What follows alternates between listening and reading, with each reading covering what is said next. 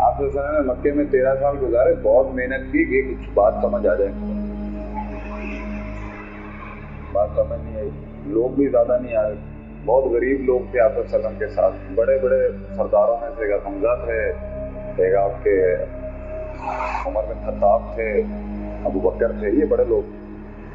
تو جب آپ نے دیکھا نا بھائی یہاں پر معاملہ اب صحیح نہیں ہو رہا اور بہت زیادہ تحریک کو نقصان ہو سکتا ہے, تو آپ نے ڈائریکٹ اٹیمپٹ نہیں کی پہلے مدینے جانا. آپ نے پہلے رخ کیا کندا کی طرف. کندا سے بات کی کہ کندا قبیلہ کچھ مجھے امان دے دے, وہاں بات نہیں کری. انہوں نے کہا اچھا ٹھیک ہے, سیکولرزم نظام لے کے آ جاتے ہیں, حکومت ہماری نبوت آپ. پھر غزنفان والوں نے بھی بڑی غلط ڈیل رکھی آپ سے وسلم. کوئی وائسرائے کنٹرول نہیں چلے گا یہاں پر, ایسٹ انڈیا کمپنی والا. سول پاور آپ سے وسلم کے پاس ہوگی. بذاتاً کہتے تھے میں نبی ہوں, پروٹیکشن دے سکتے ہو تو نہیں ملی. پھر ہم طائف گئے. طائف میں جب آپ گئے تو 3 بھائی اس کے سردار تھے. ابن ہشام اپنی سیرت میں لکھتا ہے کہ جب آپ گئے نا تو ان تینوں نے جو جواب دیا نا, اسے آپ وسلم کے کلیجے کے ٹکڑے ٹکڑے کر دیے اس جواب. بہت ڈسہارٹیڈ آپ نے وہ تین بھائیوں نے رویہ کیا. ایک نے کہا اگر آپ نبی ہیں تو آپ کو تو یہاں ہونے نہیں چاہیے, کیونکہ آپ کو تو ضرورت ہی نہیں ہوگی کسی, آپ کیا اٹھا گئے یہاں, کیوں آ گئے آپ. دوسرے بھائی نے کہا ہمیں آپ کے بارے میں خبر ملی ہے آپ کے بڑوں سے, آپ ٹھیک آدمی نہ ہو. اور تیسرے نے کہا اگر کچھ اس طرح کا حق ہوگا تمہارے پاس تو ہم خود ہی قائل ہو جائیں گے, تو دیکھتے ہیں ہم قائل ہوتے ہیں.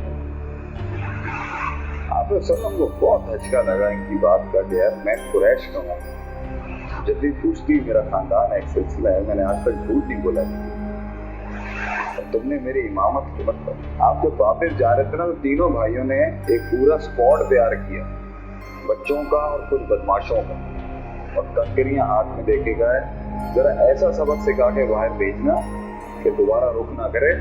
مکے والوں کو ایک اچھی خبر بھیج دیں گے ہم قریشیوں کو کہ تمہاری دوستی میں ہم نے تمہارے دشمن کا یہ حال.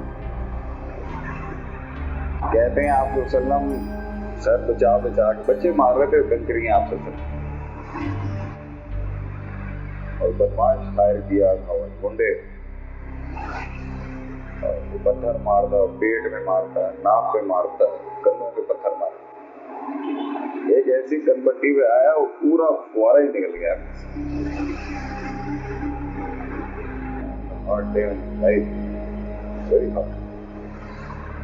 اچھا آپ سر خود اتنے پاک صاف وقار والے, چلنے میں اتنے معتدل, اتنے خوبصورت انسان تھے آپ.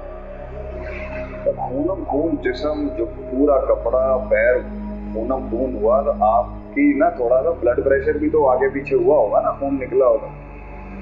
آپ کی نا سانس پوری ہوئی اس ٹائم پر. آپ نا ایک کونا لے کے طائف کے باہر ایک دیوار تھی, اس کے ساتھ جا کے کمل لگ گیا. خونم خون تھے آپ سے سانس لی. ایک وہاں پر انسان تھا, وہ کہیں پہچان گیا آپ سے, وہ لایا کچھ خدمت کرنے کی, وہ جانتا تھا کہ کون. پانی شانی لایا, کچھ لایا آپ سے. اتنے میں آ گیا اوپر سے جو 2 پہاڑوں کا ایک محافظ فرشتہ اللہ نے رکھا تھا, بھیج دیا اللہ نے. اس نے آگے ساتھ ہی کچھ نے بھی قول کالم سلیدہ ہی اسٹریٹ بات کی. اس نے آگے کہہ رہے ہیں آپ نے صرف یس کہنا ہے, اور یہ جو 2 پہاڑوں کے بیچ میں طائف ہے نا, میں اس جگہ کو ختم کر دوں گا, ان 2 پہاڑوں کو ایک کر کے پیس دوں گا اس کو. ہمیں اوپر سے ہائی کمانڈ سے آرڈر آیا ہے اس قوم کو تباہ کرنے کا, آپ حکم کریں یا حبیبت ہے. اللہ کے نبی صلی اللہ علیہ وسلم نے فرمایا نہیں, میں سمجھتا ہوں پونم کھونا بے حرمتی کی انتہا ہے. وہ پتھر جو آپ صلی اللہ علیہ وسلم پہ لگے ہوں گے نا, وہ پتھر بھی شرمندہ ہوں گے, کیونکہ پتھر بھی آپ صلی اللہ علیہ وسلم پہ سلام بھیجتے تھے نبوت سے کرتے.